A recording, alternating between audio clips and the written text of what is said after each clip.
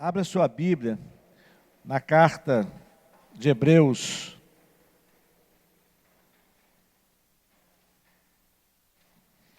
Ela foi orientada pelo Espírito Santo de Deus, escrita por alguém, não sei por quem, Paulo, Barnabé, Apolo, não podemos aqui ficar fazendo um monte de conjectura aqui, mas o importante é que ela foi escrita, é a palavra de Deus, e nós vamos lê-la agora, os 4 primeiros versículos. Portanto, irmãos, nós, uma vez que estamos rodeados por tão grande nuvem de testemunhas, livremo-nos de tudo que nos atrapalha e do pecado que nos envolve e corramos com perseverança a corrida que nos é proposta. Tendo os nossos olhos fitos em Jesus, autor e consumador da nossa fé, ele, pela alegria que lhe fora proposta, suportou a cruz, desprezando a vergonha, e assentou-se à direita do trono de Deus. Pense bem naquele que suportou tal oposição dos pecadores contra si mesmo, para que vocês não se cansem nem desanimem. Na luta contra o pecado, vocês ainda não resistiram até o ponto de derramar o próprio sangue. Capítulo 12, de 1 a 4. Foi esse que eu li. Desculpa, Hebreus 12, de 1 a 4, hoje é a última mensagem da série, Olhando para Jesus, tá bom?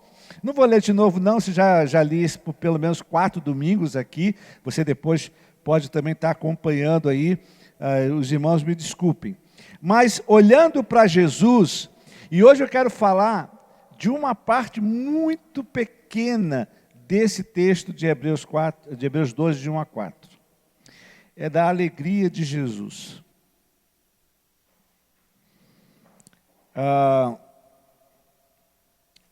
Na segunda parte do versículo 2. Ele pela alegria que lhe fora proposta. Se você pensar nesse texto, aqui Jesus fala do sofrimento que ele teve, Jesus fala do que ele suportou, da vergonha que ele suportou, da dor que ele suportou, por causa de mim e de você, pecadores. Nós cantamos aqui que o Pai o abandonou, e literalmente Jesus foi abandonado por Deus, tá? Então, se você por algum motivo se sente abandonado por Deus, você nunca foi abandonado por Deus, mas Jesus foi. Então ele sabe exatamente como é que você se sente. E a expressão de dor de Jesus foi: Deus meu, por que me desamparaste? Foi por mim e foi por você. Foi por causa dos nossos pecados. Ele sabe exatamente como eu me sinto, como você se sente. Jesus passou por essa vida, então não há nada, absolutamente nada, que Jesus não tenha experimentado, que você e eu estejamos experimentando nessa vida. Talvez a única doença do corpo, né? Pelo menos não tem registro nenhum nas Escrituras que Jesus teve algum tipo de doença, né? Mas ele sabe exatamente como é que sente uma pessoa que está doente. Ele sabe exatamente como é que sente uma pessoa cansada. Ele sabe exatamente como é que sente uma pessoa desanimada. E foi por isso que Hebreus, escrito no versículo 3, fala que nós devemos pensar bem naquele que suportou, para que eu e você não nos cansemos. Mas aí o autor diz que a alegria de Jesus, eu fico imaginando aqui, qual deve ser essa alegria de Jesus? Me ajuda a pensar nesse texto. Para você, qual é essa alegria de Jesus? Na metade do versículo 3. Pela alegria que lhe fora proposta, suportou a cruz, desprezando a vergonha. Na sua opinião, que alegria é essa que Jesus estava sentindo? A consumação da redenção. Vamos falar isso de uma forma diferente. Vamos lá. O Guilherme já matou ali a resposta. A consumação da redenção. O que seria isso em outras palavras para você? Perdão dos pecados. Esperança para os perdidos. Mais o quê? saber que aquela morte, aquela dor que ele estava passando, ia trazer salvação para as pessoas, para a humanidade. Isso alegrava o coração de Jesus. Olha que coisa interessante, Jesus não era masoquista, irmãos. Mas ele sabia exatamente o resultado final daquele sacrifício dele, e porque ele sabia o resultado final, ele estava alegre, apesar do sofrimento. Mas aí você pode chegar para mim e falar assim, não, pastor, é que Jesus era Deus. Tá bom, vamos pegar aqui o resultado final que nós vimos ontem aqui à noite e hoje pela manhã nas palavras da irmã Ludmila. Se lembra daqueles meninos que ela encontrou com 5 quilos apenas? Menino de 8, 9 anos, não sei. E depois aquele garoto bonito, com aquele sorriso bonito, vestido de amarelo.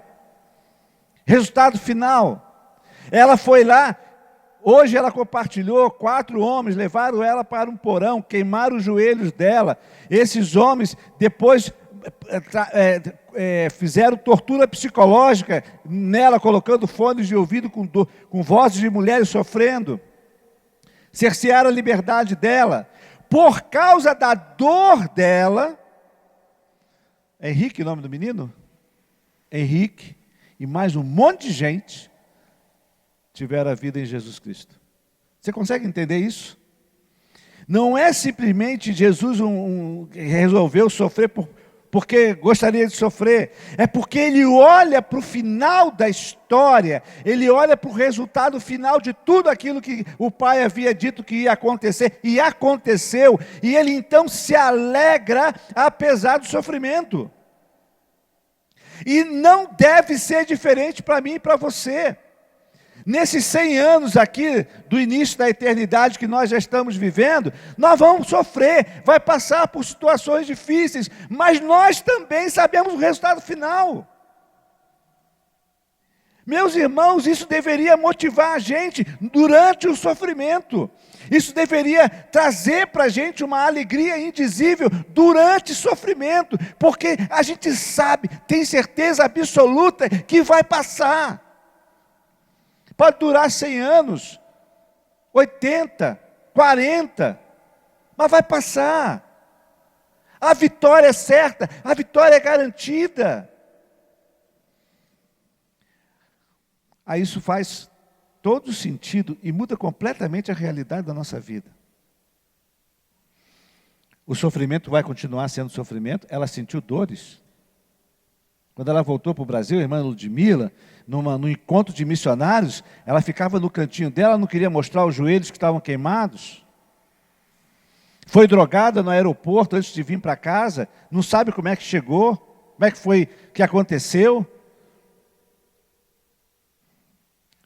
Mas o resultado final, ela sabe qual que é. E hoje no almoço, no final do almoço, eu perguntei, e o futuro? É o coração dela. Aí eu queria mesmo era voltar para o Sudão.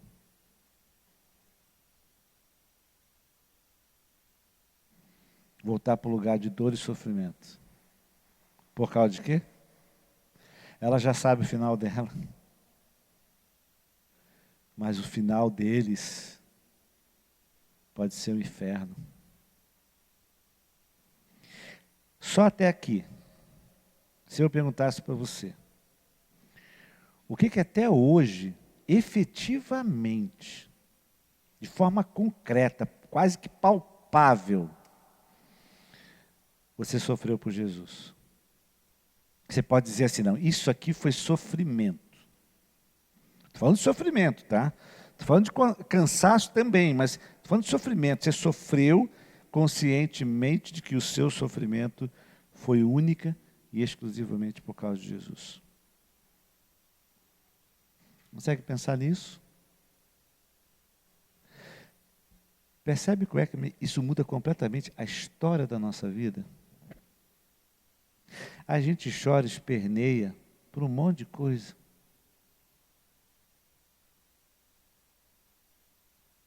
Os irmãos conhecem boa parte da história da minha vida, os irmãos vão conhecendo ao longo dos meses, dos anos, mas eu fiquei 8 meses.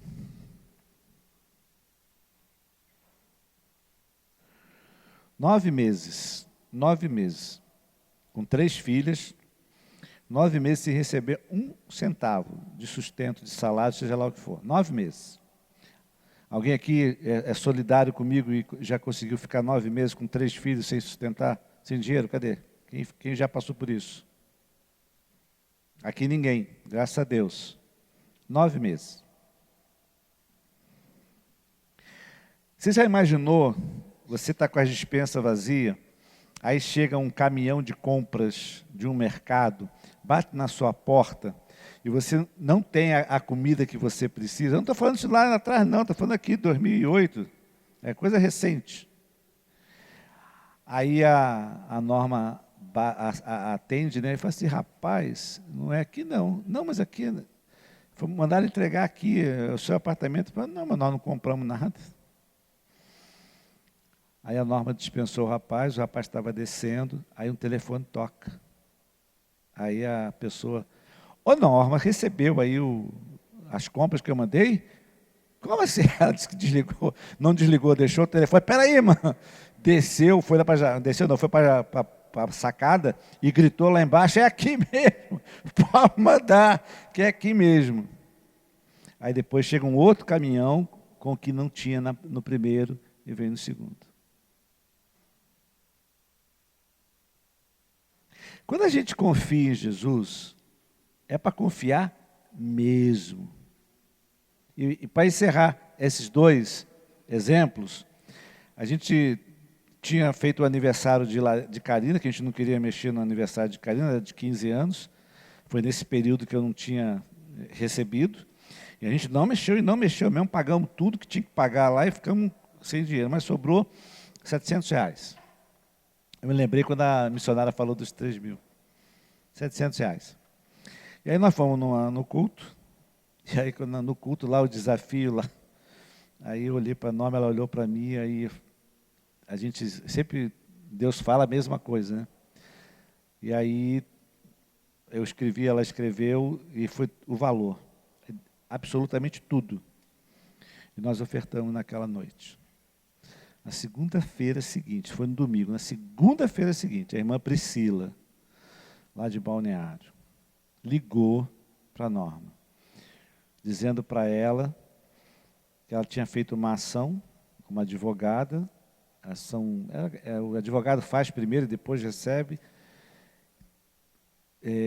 3 vezes, mais de 3 vezes o valor. Mais de 3 vezes o valor. Mas só ia receber dali a 5 dias. Aí pedimos uma pessoa um valor emprestado para pagar naquela sexta-feira. E aí a gente recebeu. Aí quando a gente foi pagar, a pessoa também não recebeu naquela, então nós ganhamos 6 vezes mais. Porque a pessoa não quis, não deixou de forma alguma receber. Diz que era uma oferta também para a gente. Quando a gente olha para o sofrimento, meus irmãos, é uma oportunidade da gente depender de Deus.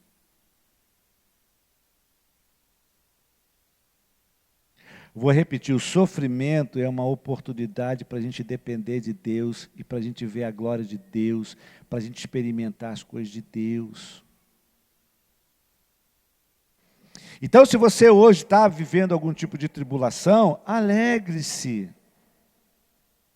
Alegre-se, porque Deus vai usar esse momento difícil da sua vida para resgatar outras pessoas. Então, você já sabe o final. O máximo que pode acontecer com você, eu vou repetir, o máximo que pode acontecer com você é você morrer. É o máximo. Você pode até morrer sofrendo, mas é o máximo que pode acontecer com você. Não vai alterar o resultado final, não vai alterar a sua eternidade com Deus, entende isso? É como se a gente fosse jogar um jogo sabendo que a vitória é nossa, independente daquele momento. E aí Deus, então, através do autor, ele fala que Jesus se alegrou, que é a alegria de Jesus. Agora você olha para os outros. Olha para os outros. Pense em algumas pessoas, ou que você passa na rua, que é pessoas de rua. como aquelas duas crianças que a missionária encontrou no lixo. No lixo. No lixo. Estava se mexendo, ela contou, primeiro ela achou que era um animal, e depois era uma criança. No lixo. Ferida. O teu sofrimento, meu irmão, o teu sofrimento pode ser Deus querendo tratar a sua vida. Enquanto você não entender isso, Ele não vai desistir de você. Ele vai nos disciplinar. Se você não for disciplinado em Jesus, Ele te disciplina, porque a disciplina é a forma como Deus usa para nos conduzir à vitória que Ele já tem preparado para mim e para você. E se é uma coisa que Jesus era disciplinado. Mas tem uma coisa que eu e você precisamos experimentar para poder experimentar essa gloriosa ação de Deus na nossa vida. Essa revelação de Deus na nossa vida. É a nossa vulnerabilidade diante de Deus. O ser humano, por natureza, ele quer controlar as coisas. O ser humano, ele quer estar no controle. Então, quando você tem uma perspectiva de futuro sem controle, você fica completamente ansioso.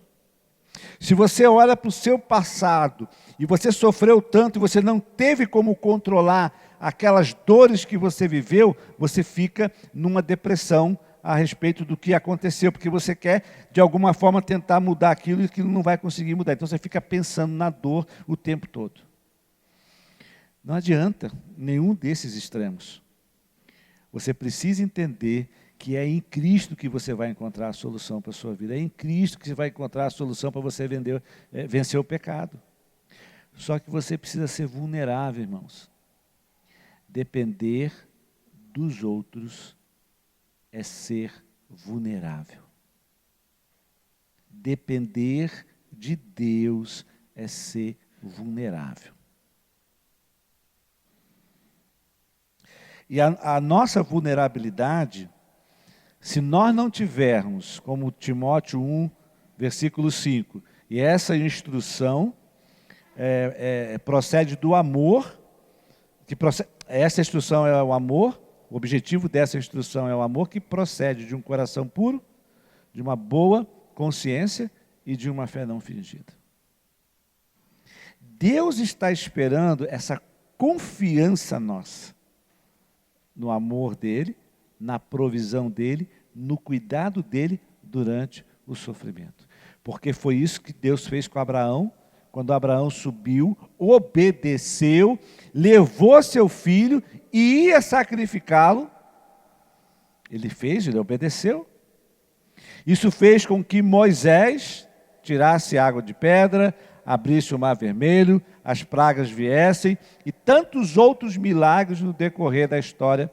Foi isso que fez com que um menino franzino, um pastor de ovelhas, que olhou para um gigante, e o gigante estava tirando onda com a cara do exército de Israel, e o menino vai lá, não conseguiu andar com a armadura, vai do jeito que ele é pastor, e ele chega lá, e ele diz para aquele, quem é que você está pensando que está afrontando, rapaz? Não é assim que se fala com Deus de Israel, não.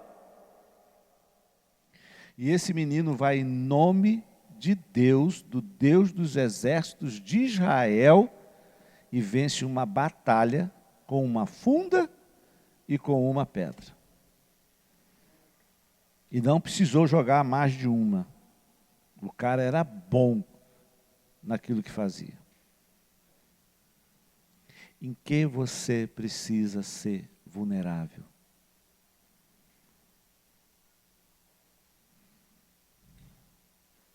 O que Deus já pediu você para fazer? Abrir mão, de repente é abrir mão de uma amizade, é abrir mão de pecados, é abrir mão de um tempo demasiadamente de um trabalho que você realiza, e por isso que você não tem como fazer nada no reino de Deus.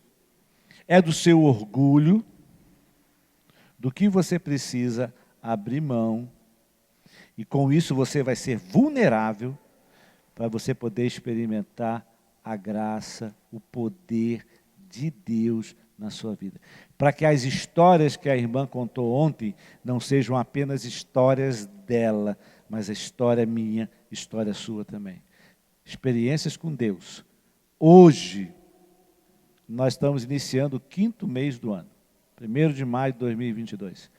Quais são as experiências que você precisa ter com Jesus? Do que você precisa abrir mão? Do controle. Essa vulnerabilidade, irmãos, ela precisa vir através de uma confiança em Deus. É a ação de Deus no teu espírito. Então, por isso que você precisa de um coração puro. Por isso que você precisa de uma boa consciência. Por isso que você precisa de uma fé não fingida. A fé não fingida é quando você fala para todo mundo, confia em Deus, ame a Deus, Deus está no controle, Deus é bom. Aí quando você passa por uma maior dor e sofrimento, aquilo que você falou para os outros é o que você vive. Isso é uma fé real, verdadeira. Agora, você falou para os outros, aí quando você passa, você reclama, você murmura, você... Não, peraí, então essa é uma fé, a sua fé é uma fé fingida. Ela só serve para os outros, mas não serve para você. Então, eu e você precisamos passar por essa vulnerabilidade. Confiança cega em Jesus. É Deus pedindo para você sacrificar alguma coisa. Estou aqui usando a linguagem lá na vida de Isaac e de Abraão. Deus pedindo para você abrir mão de alguma coisa. Por amor a Ele, para fazer a obra dele. Eu me lembro de uma irmã da Igreja Batista de Balneário Camboriú. Ela estava pedindo emprego, pedindo a Deus o emprego. E veio um emprego para trabalhar no comércio, aí ela perguntando o que seria, né, a minha opinião, eu falei, aguarda mais um pouco. Você vai trabalhar aqui, você trabalha de domingo, você vai vir à igreja talvez um domingo por mês só. Talvez. Porque na temporada você ainda nem vem. Espera mais um pouco. Espera mais um pouco.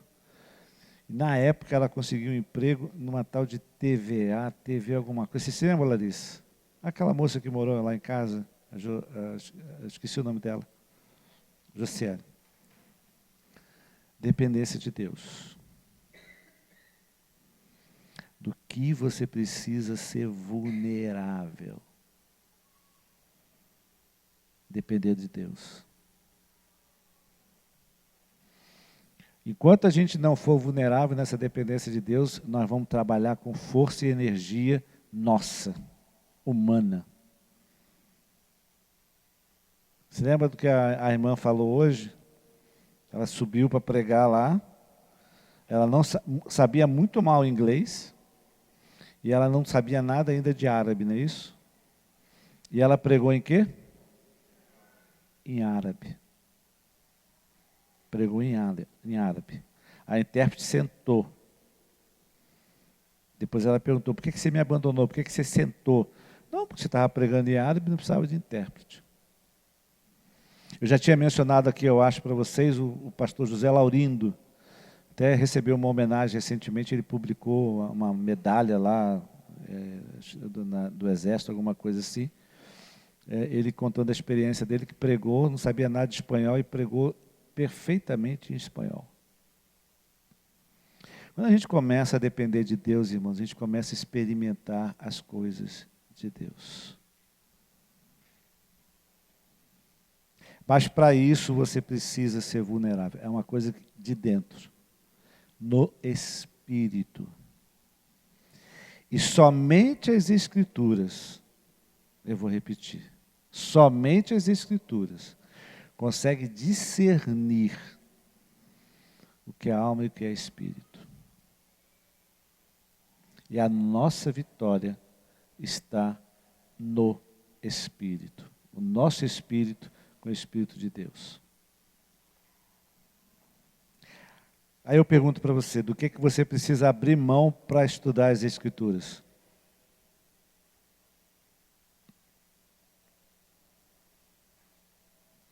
A força de Deus em nós, o poder do Espírito Santo em nós, é desencadeado através das Escrituras.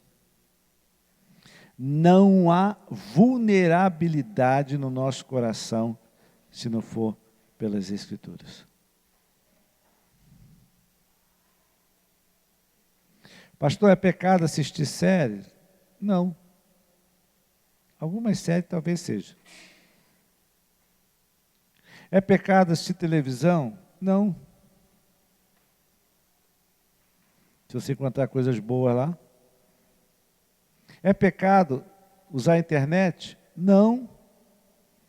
Quantos estão trabalhando home office na pandemia e agora continuam trabalhando, né? Que bênção é a internet. Agora, quando qualquer uma dessas coisas é impedimento para eu e você termos relacionamento com Deus, é pecado. Porque se coloca entre eu e Deus. E aí a gente não consegue esse relacionamento com Jesus. Eu quero terminar, irmão, com 3 coisas importantes que essa alegria de Jesus trouxe para nós. 3 coisas importantes que, durante o nosso sofrimento, isso também vai gerar benefício na nossa vida. A salvação, os irmãos já disseram, a redenção é a grande obra salvadora de Jesus na minha vida e na sua vida. Mas agora, como crentes em Jesus, 3 coisas que eu já compartilhei com os irmãos, mas eu quero reforçar isso para que eu e você possamos ter uma vida diferente, uma vida nova no nosso viver. A primeira coisa que eu gostaria de compartilhar com você é que eu e você precisamos crescer. Crescer.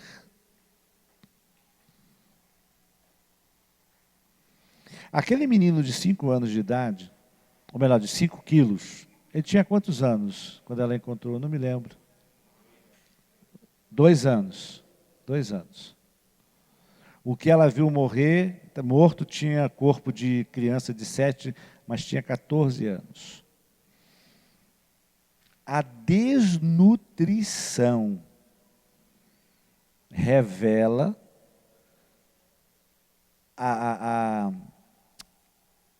como está uma pessoa. 5 quilos, desnutrida. A minha neta nasceu agora, quarta-feira, Alice, com 2.700. São 2 Alices, era o peso daquela criança. Aí quando a gente olha para o corpo dela, a gente não entende.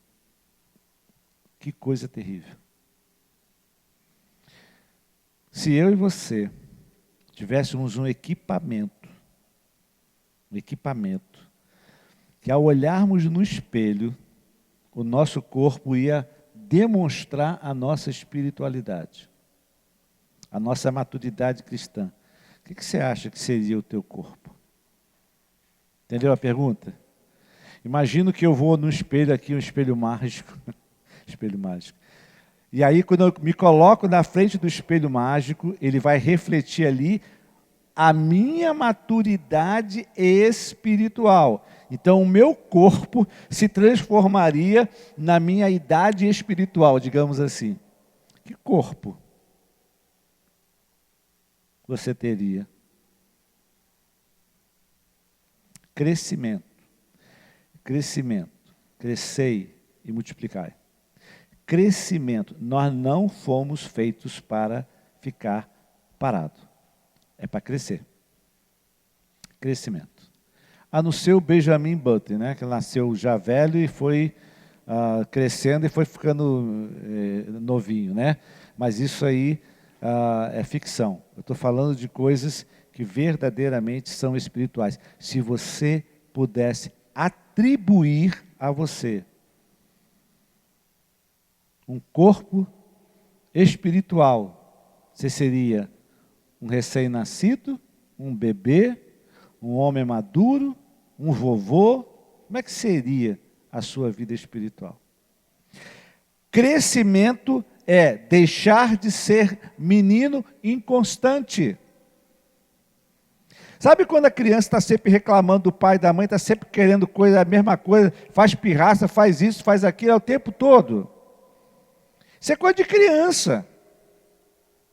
Quando alguém tira alguma coisa, o coleguinha tira alguma coisa, chora e vai reclamar para o papai, para a titia, para a professora. Ah, fulano fez isso, fulano pegou o meu. Isso é coisa de criança. E quando a gente se alegra com o resultado final, a gente não se conforma em ser criança.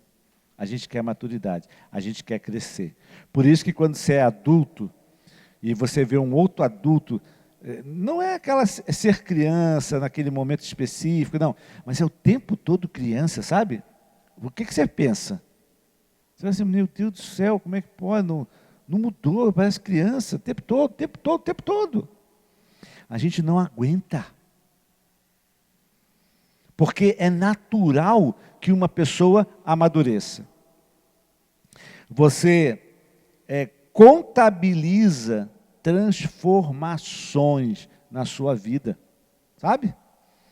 Você registra, testemunha uma série de coisas que está acontecendo na sua vida, que você pode dizer assim, isso aqui foi Deus que transformou, isso aqui foi Deus que transformou, isso aqui foi Deus que transformou, olha, eu era assim, não sei o que, você vai contabilizando um monte de coisa. A mente é renovada. Você passa a ser mais criterioso para escolher algumas coisas, para ler, para ver e para ouvir. O crente maduro, quando ele escuta alguma coisa assim, até ele mesmo às vezes faz uma brincadeira, ele fala, caramba, o que eu fiz um negócio desse, cara? Não faz sentido nenhum.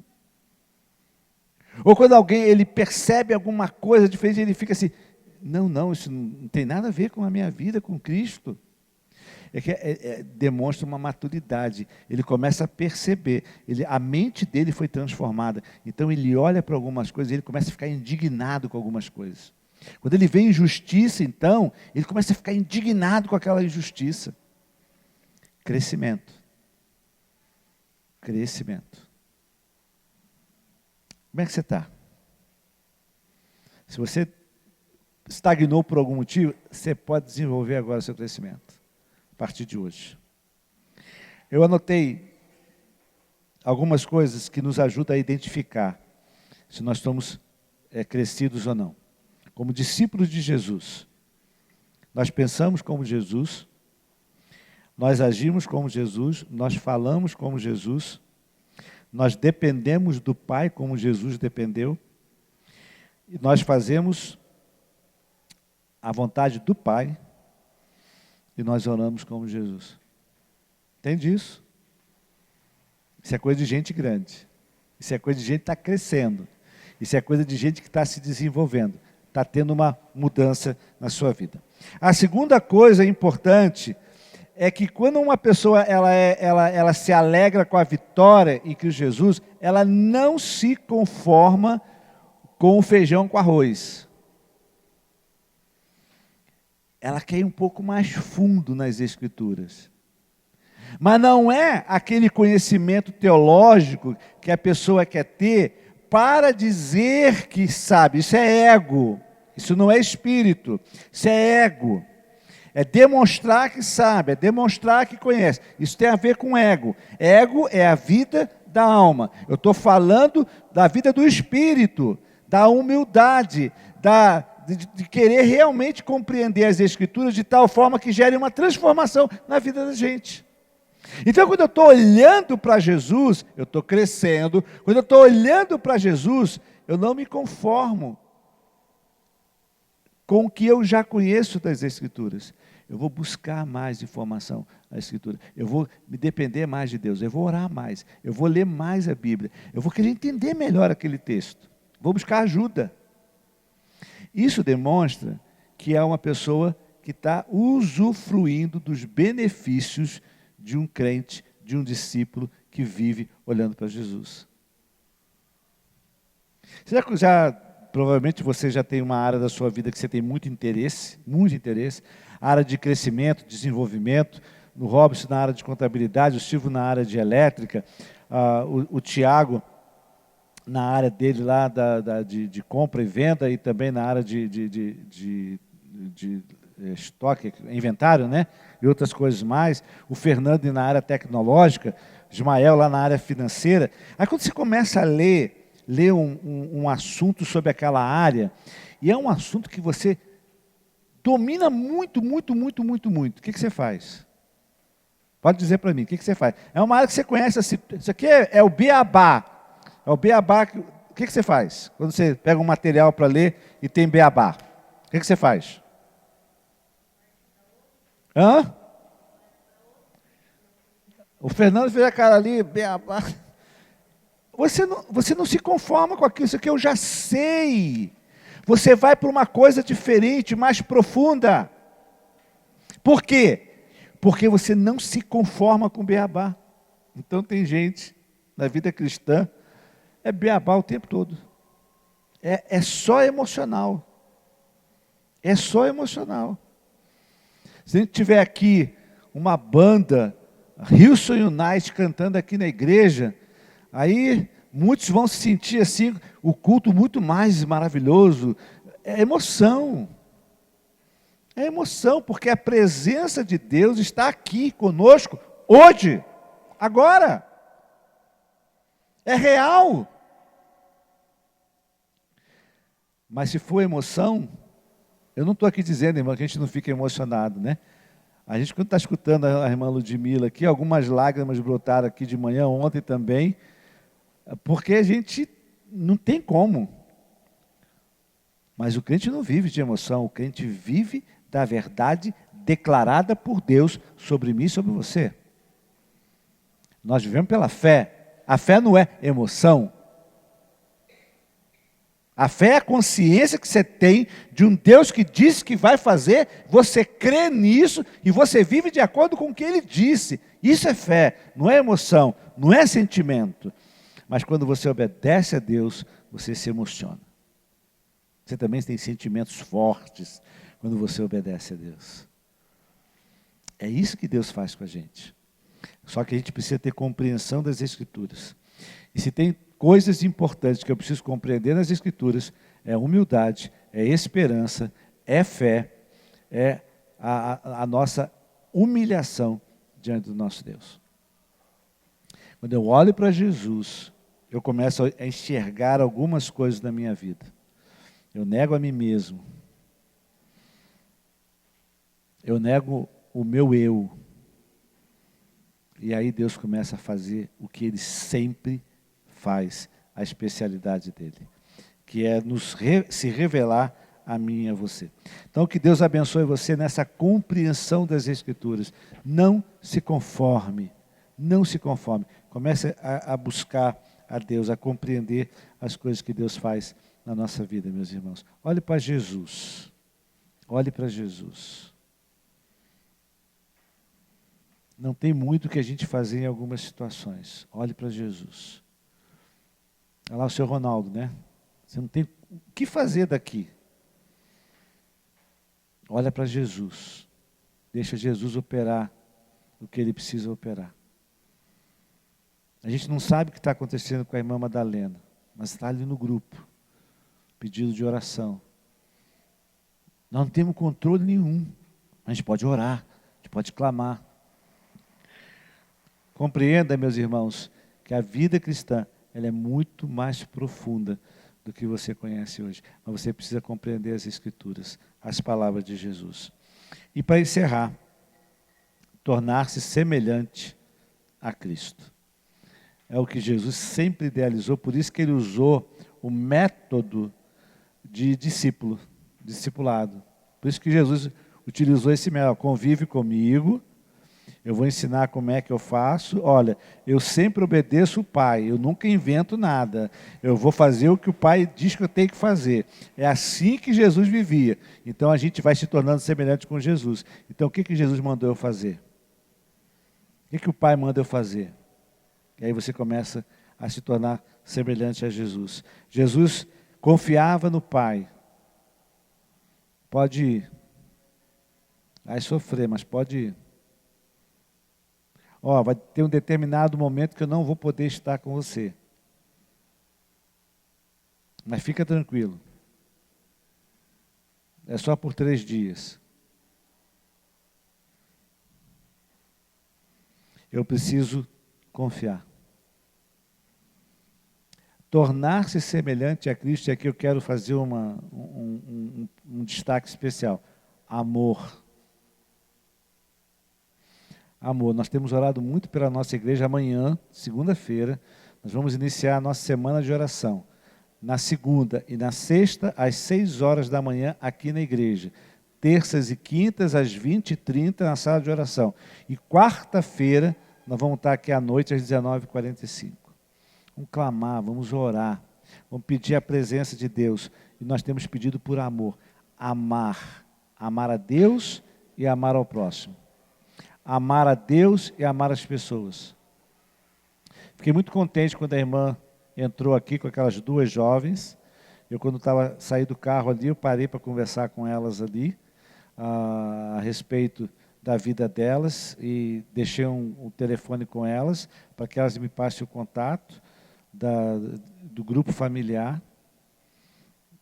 Jovens aqui na frente, parados. E a gente vai observando isso. A nossa igreja precisa amar os nossos vizinhos. Graças a Deus, aqui já temos vizinhos salvos em Jesus. Participa de uma igreja aqui em Palhoça, os nossos vizinhos. Aqui nós temos a irmã também, que é cristã, mas os filhos não, o esposo não. Dona Geraldina. Nós temos que amar a nossa vizinhança. Você tem que amar o seu vizinho. Se lembra daquela irmã que nós estávamos orando? Que ela estava hospitalizada, estava na UTI. Dona Márcia, se não me engano, que eu pedi oração para os irmãos, que é a mãe da síndica lá onde eu moro. Nós oramos, ela está em casa. E quando eu fui com o Guilherme lá na Congregação Batista do Santinho, eu comprei um kit do Josiel Dias. Josiel Dias depois eu conto a história dele rapidamente. Comprei um kit. E na semana passada eu entreguei para que a Dani pudesse entregar para a mãe dela. Você vai vivendo a vida, você vai trazendo as pessoas para o seu dia a dia. Você passa a viver em função de Deus e em função das pessoas. O Gesiel Dias não era um cabra que não dava nada na vida, né? A gente acha que pastor é porque não serviu para nada, aí vai ser pastor, vai ser missionário, né? Não é bem assim, não. O Gesiel Dias, ele era um dos empresários bem mais sucedidos na área de arquitetura em Porto Alegre. E ele até comentou, né, ele as pessoas procuravam ele para pagar o preço dele, ele não dava preço, cotação, não. A pessoa sabia qual era o preço dele, procurava ele, e ele falava que as pessoas pagavam o que ele dizia que custava, porque conhecia o serviço dele, o trabalho dele. Esse rapaz deixou tudo, vendeu a empresa para ser missionário. Hoje está com câncer. E ele diz que, o pessoal usa a expressão câncer maligno, né? Diz, maligno não é? Ele fala, não, o meu não é maligno. O meu é testemunhal. Pode ceifar-lhe a vida, mas é um câncer testemunhal. Ele estava testemunhando para a gente, cantando, louvando a Deus, exaltando o nome do Senhor. Foi participar do acampamento dos homens como convidado. É isso que Deus faz, irmãos. É essa alegria de Jesus que, sabendo já do resultado final, fez com que Jesus pudesse, então, caminhar e cumprir a missão dele. E nós precisamos cumprir a nossa missão. Mas a gente cumpre a missão de Deus na nossa vida crescendo em Cristo. A gente cumpre a missão de Deus na nossa vida olhando para Jesus e compreendendo as Escrituras Sagradas de forma mais profunda. E a gente cumpre a missão olhando para Jesus quando a gente se parece com Jesus. Quando a gente começa a fazer as coisas do jeito de Jesus. aí é coisa de discípulo. A gente vê Jesus. Pastor, mas eu não caminhei com Jesus. Mas Jesus é especialista disso, irmãos. Ele está presente com você. É que você não viu ainda. É que você não está conseguindo enxergar, porque Ele prometeu, eu estou convosco todos os dias, até a consumação do século. Isso significa que Jesus está com você. E Ele deixou registrado nas Escrituras como que Ele fez, como que Ele faz e como que Ele age. Por isso que a gente pede para o crente ler a Bíblia. É porque é Jesus. E aí você passa a fazer as mesmas coisas que Jesus. Temos que avançar. E o amor deve ser a base de tudo o que nós fizermos aqui nessa vida. O amor a Deus em primeiro lugar e o amor ao próximo. Se nós fizermos isso, irmãos, nós vamos ver vidas sendo transformadas. Crentes deixando de ser crianças espirituais, sendo maduros espiritualmente. Pessoas perdidas sem Jesus, sendo convertidas a Cristo. E quando a gente vê isso, a nossa vida muda, o nosso coração muda. Aí essa alegria que Jesus sentiu, é a alegria que a gente sente, é a alegria que a irmã Ludmila sentiu. E é a mesma alegria que motiva ela a voltar para o lugar de onde ela foi mandada embora, de onde ela foi torturada. Que coisa maravilhosa. É sempre muito bom, irmã, a gente receber pessoas aqui, missionários, que vivem coisas que a gente nem imagina passar aqui em Palhoça. Vamos ver se a gente consegue trazer o missionário Miguel Zuger, para ele contar algumas experiências dele, como, por exemplo, você pendurar de cabeça para baixo com um saco na cara cheio de insetos dentro do saco, por amor a Jesus. Graças a Deus ele está bem. A última vez que eu tive notícia dele, a última vez foi ontem, né? Mas a penúltima vez ele ia se entregar para que irmãos fossem soltos, irmãos em Cristo fossem soltos. O que faz um homem agir dessa forma? É um homem que cresceu, é maduro, é um homem que compreendeu a mensagem de Jesus Cristo e é um homem que age como Jesus, que dá a vida pelos outros. Que Deus te abençoe, meu irmão. Você pode viver os melhores anos da sua vida com Jesus. Só depende de você. Jesus é o mesmo, o Deus é o mesmo, as Escrituras é a mesma. Livre-se de tudo o que está te atrapalhando. Livre-se do pecado que te envolve. Assume a corrida proposta. E mantenha os seus olhos fitos em Jesus, o autor e consumador da nossa fé. Se você fizer isso, a alegria de Jesus vai estar no seu coração. Ainda que o seu momento possa não ser um momento tão alegre, tão feliz, ou às vezes até de sofrimento, mas uma certeza da vitória em Cristo Jesus. Amém? Que Deus te abençoe. Vamos orar. Deus abençoe sua vida, sua família, sua casa. Pai querido, dá crescimento, Senhor Deus, à igreja do Senhor. Dá crescimento, ó Deus, espiritual para as crianças, para os adolescentes, para os jovens, para os adultos, ó Deus. Dá experiência, Senhor Deus, de compreensão das Escrituras. E isso vai acontecer pela obediência, Deus. Quanto mais obedecemos o Senhor, quanto mais obedecemos as Escrituras, mais o Senhor vai se revelando a nós. Dê essas experiências à nossa igreja, Senhor, em nome de Jesus. Pai, muito obrigado, ó Deus, porque o Senhor tem demonstrado amor, ó Deus, por nós. E esse amor, ó Deus, nós temos transformado ele em amor pelos outros. Mas nós precisamos amar mais. Nós precisamos mais ações amorosas. Ajuda-nos, Senhor. Nós só vamos conseguir isso por uma ação do Teu Espírito Santo. Ajuda-nos a obedecer o Senhor, porque a obediência vai trazer, ó Deus, para mim e para cada um dos meus irmãos aqui, revelação do Senhor a nós. É obedecer com uma confiança cega em Jesus. É obedecer o Senhor pelo que o Senhor é. É obedecer o Senhor pelo que o Senhor diz que se fizermos desse jeito, se fizermos a tua vontade, ela é boa, ela é perfeita, ela é agradável e vai dar certo. Nós precisamos disso, Senhor. Não queremos mais viver uma vida como nós vivemos em abril de 2022, já passou.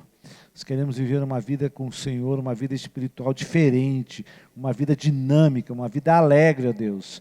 Uma vida verdadeiramente pensando nas obras que o Senhor tem para fazer ainda através de nossas vidas. Assim como a irmã Ludmila, ó Deus, com tantas coisas, mas com tanta simplicidade. E com conhecimento, ó Deus, menor do que a grande maioria de todos que estão aqui nesse local. Mas ela confiou e ela acreditou que o poder não estava nela, mas o poder está no Senhor.